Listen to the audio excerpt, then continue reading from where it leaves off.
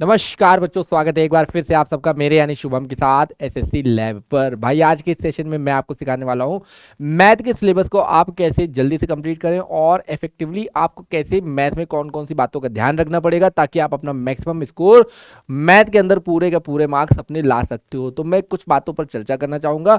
अगर आप चैनल पर नए हो तो पहला काम ये जरूर करेंगे आप सभी बच्चे कि चैनल को सब्सक्राइब जरूर कर लेना है ताकि आप हमारे साथ जुड़ सको और हमारी जितनी भी यूजफुल वीडियोज हैं आप उनको डेली का डेली देख सकते हो। तो पहला काम ये कर लेना कि अगर आप चैनल पर नए हो तो चैनल को सब्सक्राइब जरूर कर लेना है। अब यहाँ पर अगर मैं आपसे डिस्कस करूं एसएससी एग्जाम 2025 के अंदर, एसएससी एग्जाम 2025 के अंदर जितने भी आपके एग्जाम्स आने वाले हैं आपको अपने मैथ का सिलेबस कैसे कंप्लीट करना होगा। तो पहला काम तो ये जान लो आप के अंदर जो आपकी मैथ्स है उसके अंदर दो पार्ट आ गए। भाई आपको सबसे पहले तो अपना सिलेबस पता होना चाहिए। मैथ्स के अंदर आपके यहाँ पर दो पार्ट हो जाते हैं। एसएससी के अंदर जो भी आपकी मैथ्स पूछी जाएगी तो एक अर्थमेटिक का पार्ट बना और एक आपका पार्ट बन गया एडवांस का। अर्थमेटिक और एडवांस मैथ्स के अंदर कौन कौन से चैप्टर्स बनेंगे तो एक नज़र आप इस पर भी डाल लो। अर्थमेटिक के अंदर आने वाले चैप्टर, सबसे पहला देखो नंबर सिस्टम, बहुत बेसिक चैप्टर और मतलब ये कह सकते हो पूरी की पूरी मैथ का बेस हो गया, पूरी की पूरी गणित का बेस हो गया। नंबर सिस्टम पर जिस बच्चे ने अच्छी पकड़ कर ली भाई वो पूरी की पूरी मैथ में लीड बना के चलता है। फिर अगला आपका देखो परसेंटेज, परसेंटेज पर ही बेस्ड होता है प्रॉफिट लॉस एंड डिस्काउंट। फिर एसआई और सीआई, ये सब चैप्टर्स क्या हैं, परसेंटेज पर ही बेस्ड है, परसेंटेज पर बेस्ड चैप्टर्स हैं। देन इसके बाद रेशियो एवरेज का चैप्टर हो गया, रेशियो एंड प्रोपोर्शन का चैप्टर हो गया, पार्टनरशिप एजेस, रेशियो प्रोपोर्शन हो गया, पार्टनरशिप हो गया, एजेस हो गए, ये सारे के सारे चैप्टर्स रेशियो बेस्ड चैप्टर्स हो गए।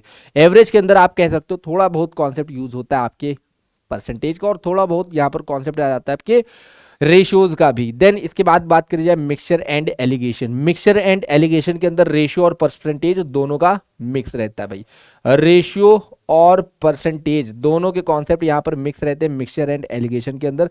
टाइम एंड वर्क हो गया, टाइम स्पीड डिस्टेंस हो गया, ये आपकी एलसीएम बेस्ड यूनिट है, टाइम एंड वर्क। और इसी के अंदर आपका एक चैप्टर बन जाता है पाइप एंड सिस्टम और एक चैप्टर बनता है वर्क एंड वेजेस। तो ये सारे के सारे चैप्टर आपके बन रहे हैं। और डीआई, डीआई भी आप इसी में रख सकते हो।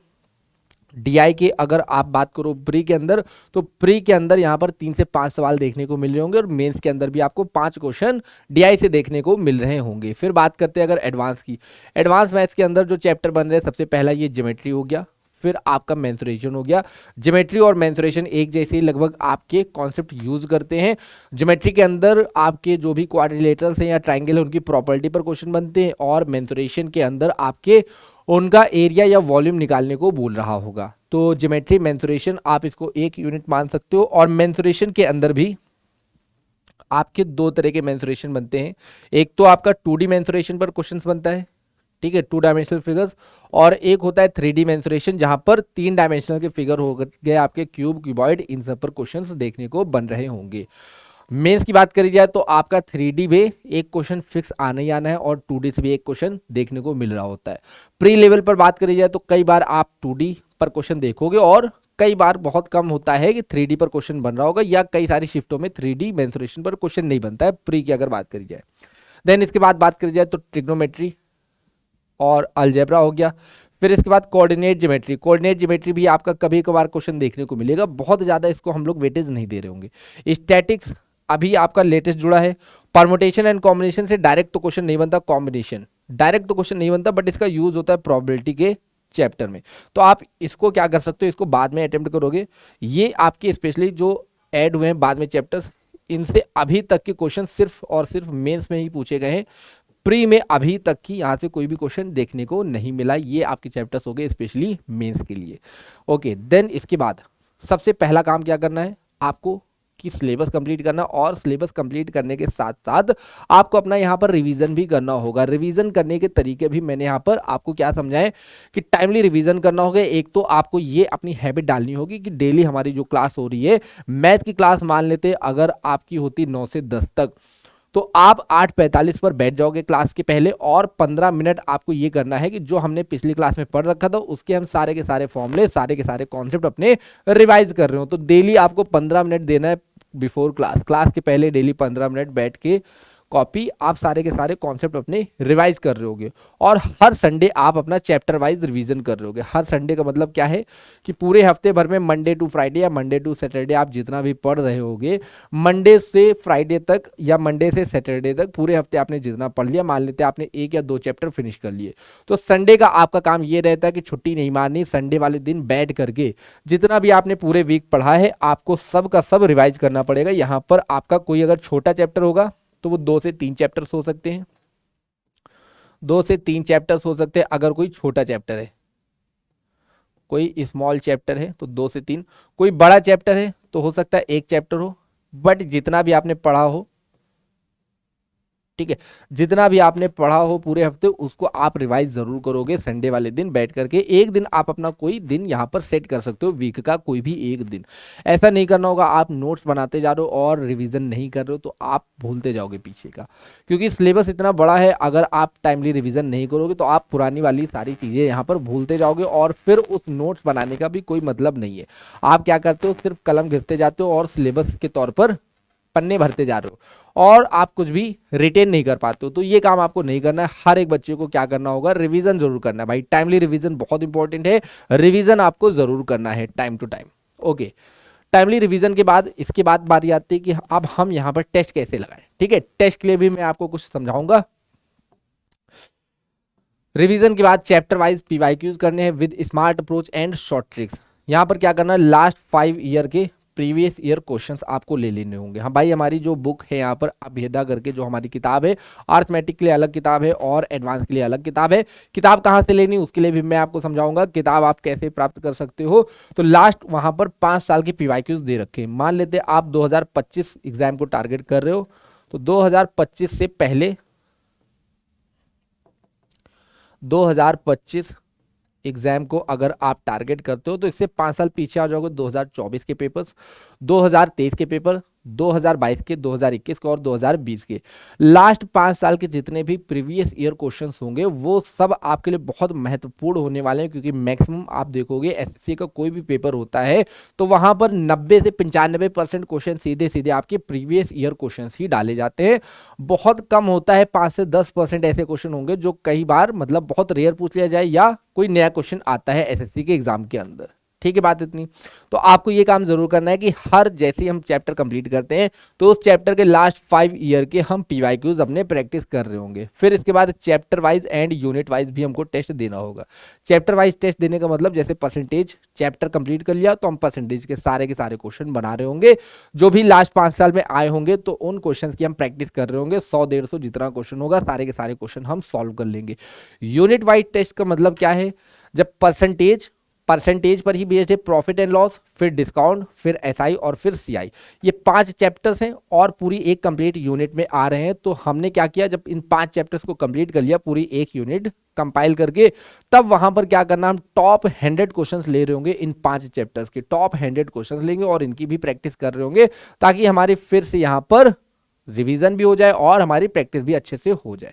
भाई इतना काम अगर हर एक बच्चा फॉलो करता है तो आप डेफिनेटली पाओगे मैथ के अंदर आप बहुत स्ट्रांग हो चुके होगे और आपका स्कोर भी बढ़ेगा।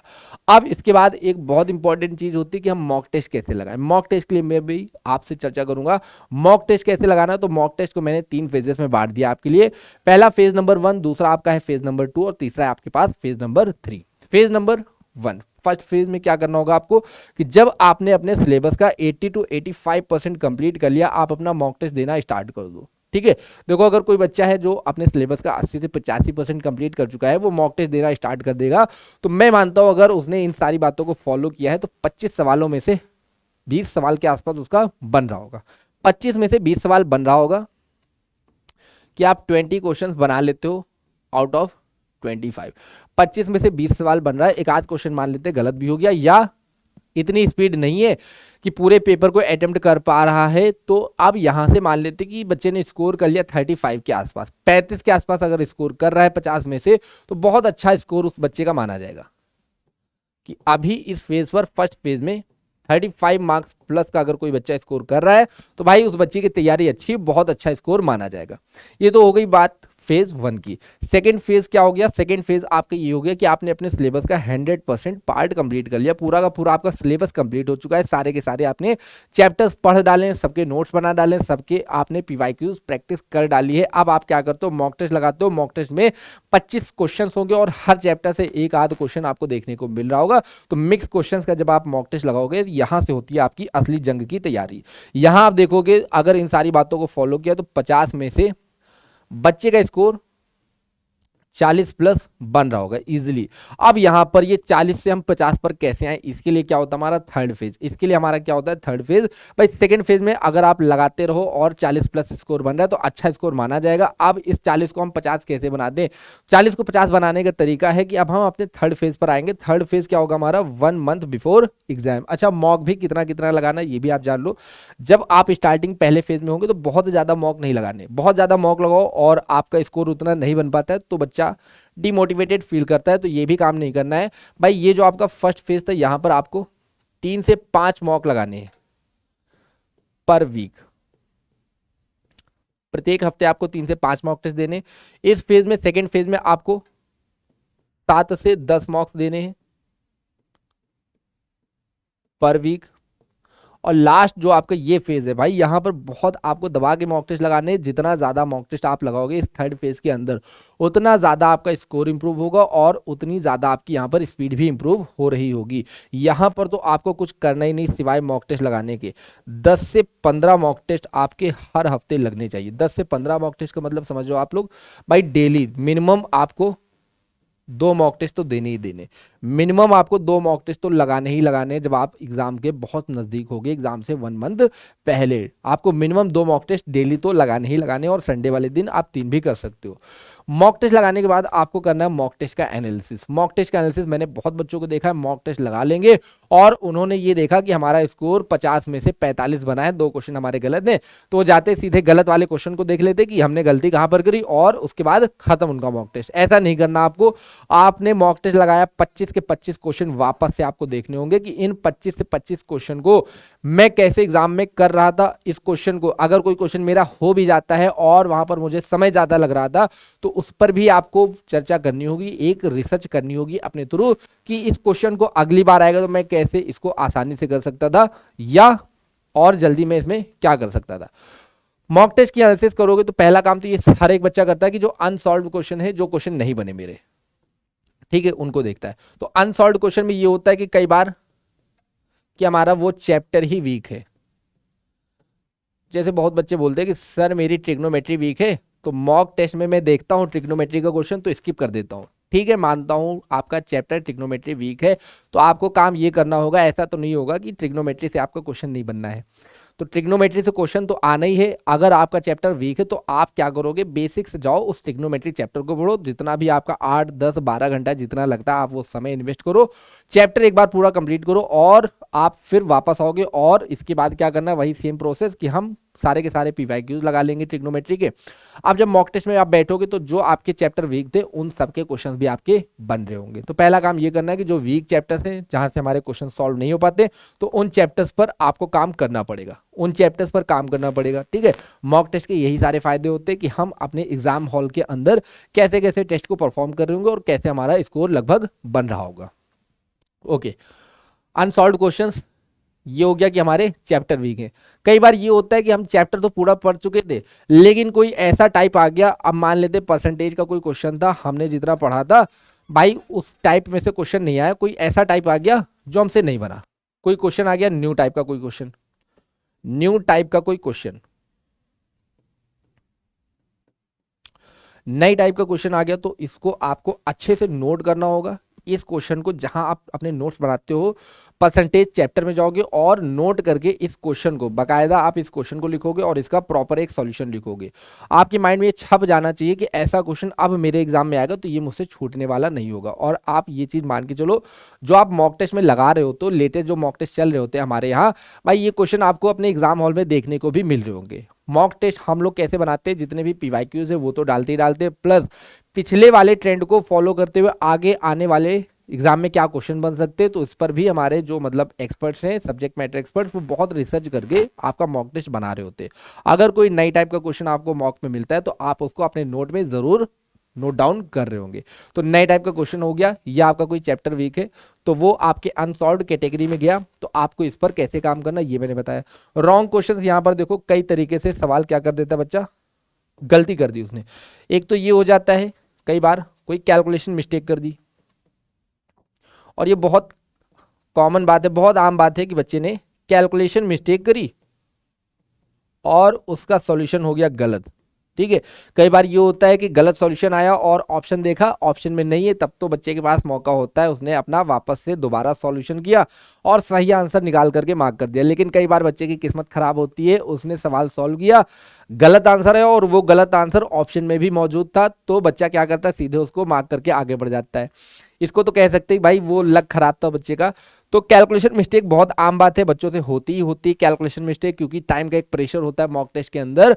भाई अगर आपको 25 सवाल दे दी जाए और टाइम की कोई लिमिट ना लगाई जाए, आपसे बोला जाए 25 सवाल है, दिन भर का आपका समय है, पूरे दिन का समय, आप जाओ इसको सॉल्व करके ले आओ, तो हर एक बच्चा मुझे सॉल्व करके एकदम सटीक जवाब दे रहा होगा। लेकिन अगर मैंने टाइम की लिमिट लगा दी, 25 सवाल है, सिर्फ और सिर्फ 15 मिनट के अंदर आपको सॉल्व करने, तब बच्चे से वहां पर जल्दबाजी में होती है गलती। ठीक है, ये टाइम का प्रेशर आपसे गलती जरूर करवाता है। तो कैलकुलेशन मिस्टेक के लिए आपको एक काम ये करना होगा कि भाई कैलकुलेशन की करनी होगी प्रैक्टिस। कैलकुलेशन की प्रैक्टिस के लिए आपको मेरे साथ डेली जुड़ना होगा वायरल गणित में।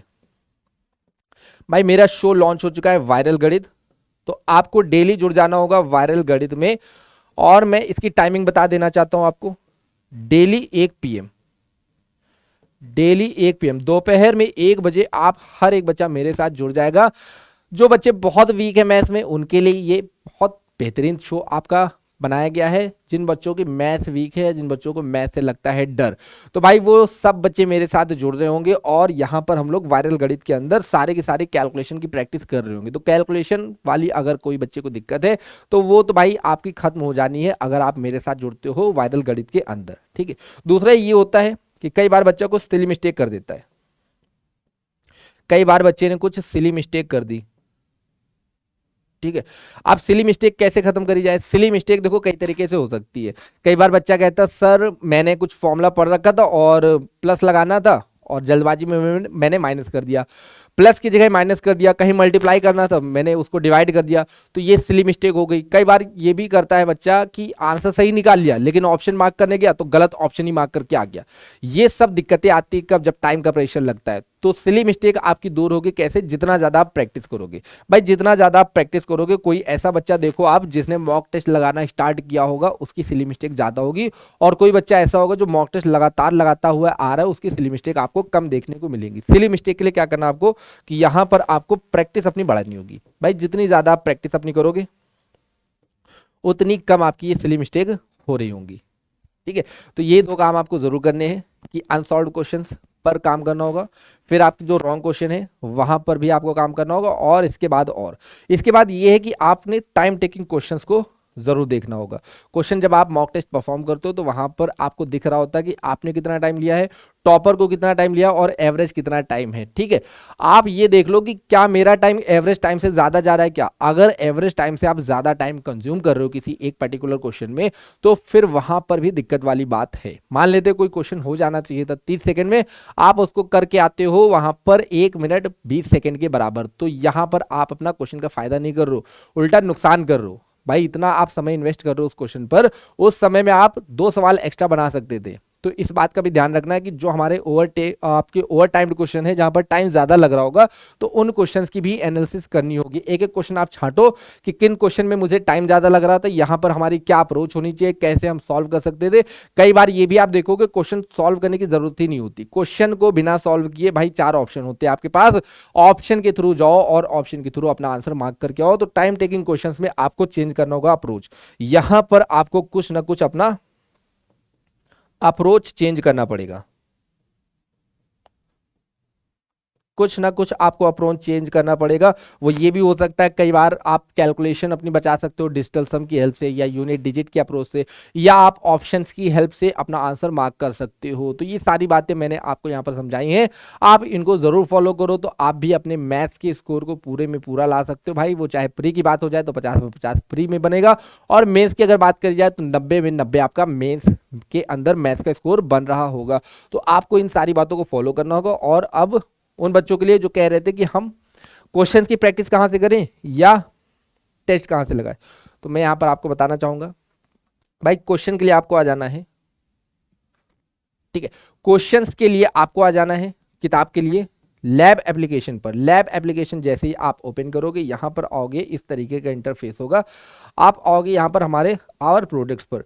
टेस्ट सीरीज के लिए क्या करना होगा, मॉक टेस्ट के लिए टेस्ट सीरीज ओपन करनी, और टेस्ट सीरीज के अंदर एसएससी का एग्जाम पैक है, ठीक है। और रेलवे वाले बच्चे अपना रेलवे का भी एग्जाम ले सकते हैं। मैं एसएससी की अगर बात करूं तो यहाँ पर एसएससी एग्जाम पैक के अंदर आप आ जाओगे। 609 रुपए की यहाँ पर मात्र टेस्ट सीरीज लगा रखी है, 1 साल की पूरी वैलिडिटी है। 3409 टेस्ट दे रखे हैं, 3409 टेस्ट मात्र यहाँ पर 609 रुपए के अंदर। आप हिसाब लगा लो तो लगभग 1 रुपए के अंदर, 1 रुपए के अंदर लगभग 5 से ज्यादा टेस्ट बन रहे हैं। एक टेस्ट की कीमत लगभग आपकी 20 पैसे के आसपास बन रही है, ठीक है। तो आपको टेस्ट सीरीज की जरूर ज्वाइन करनी है। एसएससी एग्जाम पैक के अंदर 609 रुपए का आपका ये प्राइस है, और अगर आप चाहते हो इस पर भी कुछ डिस्काउंट मिल जाए तो आप एक कोड यूज कर सकते हो मेरा lab343, ठीक है। आप एक कोड यूज कर लेना lab343, लैब 343 कोड अगर यूज कर लोगे तो ये जो आपका 609 रुपए का दिख रहा है एग्जाम प्राइस, इस पर भी कुछ आपको फर्दर डिस्काउंट देखने को मिल रहा होगा। 609 की बजाय कुछ आपका और कम में आ जाएगा अगर आप ये कोड यूज करते हो lab343 के बराबर। तो टेस्ट के लिए मैंने आपको समझा दिया। ओके, अब किताब के लिए क्या करना होगा, जो प्रीवियस ईयर क्वेश्चंस की प्रैक्टिस करनी है उसके लिए आपको क्या करना होगा। ओके, इसी लैब एप्लीकेशन पर आप आवर प्रोडक्ट्स के अंदर आओगे तो यहाँ पर बुक्स का सेक्शन है। बुक्स पर जैसे ही आप आते हो तो बुक्स के अंदर आप यहाँ से देख लो, रेलवे ग्रुप डी साइंस की बुक है, जीएस कोच बुक है, और करंट अफेयर मैगजीन है। बुक बहुत तरीके की हैं। मैं अगर मैथ्स की बताऊं तो यहाँ पर आपको मिल जाएगी ये मैथ्स स्पेशल बुक्स किट, ठीक है। मैथ्स की जो स्पेशल बुक्स है उसकी आपको एक किट मिल जाएगी, पूरी की पूरी जो किट है इसके अंदर 2 किताबें मिलेंगी। एक तो आपकी ये अर्थमेटिक वाली, और एक मिल जाएगी आपको यहाँ पर एडवांस वाली। अर्थमेटिक की बुक होगी बाइलिंगुअल, और एडवांस मैथ की बुक होगी बाइलिंगुअल। दोनों किताबें बाइलिंगुअल होने का मतलब क्वेश्चन आपको इंग्लिश में भी मिल रहे होंगे और वही सेम क्वेश्चन आपको हिंदी में भी देखने को मिल रहे होंगे। इसी तरह सॉल्यूशन भी आपका बुक में प्रोवाइड करवाया जाएगा और आंसर की भी दे रहे होंगे। अर्थमेटिक और एडवांस दोनों किताबें मिल जाएंगी, और दोनों का यहाँ पर जो कॉम्बो प्राइस रखा गया दोनों का मिला करके भाई 1098 प्राइस बनता है, लेकिन डिस्काउंट के बाद आपका 599 की ये किताब बन रही। हालांकि इस पर भी आप फर्दर डिस्काउंट प्राप्त कर सकते हो अगर आप ये कोड यूज कर लेते हो lab343। भाई कोई भी आपको प्रोडक्ट लेना हो, कोई भी टेस्ट लेना हो, कुछ भी किताब लेनी हो, आप एक सिंगल कोड यूज कर सकते हो lab343, आपको अपना डिस्काउंट मिल जाएगा वहां पर, ठीक है। तो सेशन आपको यूजफुल लगा होगा, तो हम लोग सेशन को एंड करते हैं। चैनल पर अगर आप नए हो तो चैनल को सब्सक्राइब जरूर कर लेना, और इस सेशन को आप लोग शेयर भी कर देना अपने सभी दोस्तों के साथ। तब तक मिलते हैं हम लोग नेक्स्ट सेशन में, तब तक के लिए सभी बच्चों को धन्यवाद। जय हिंद।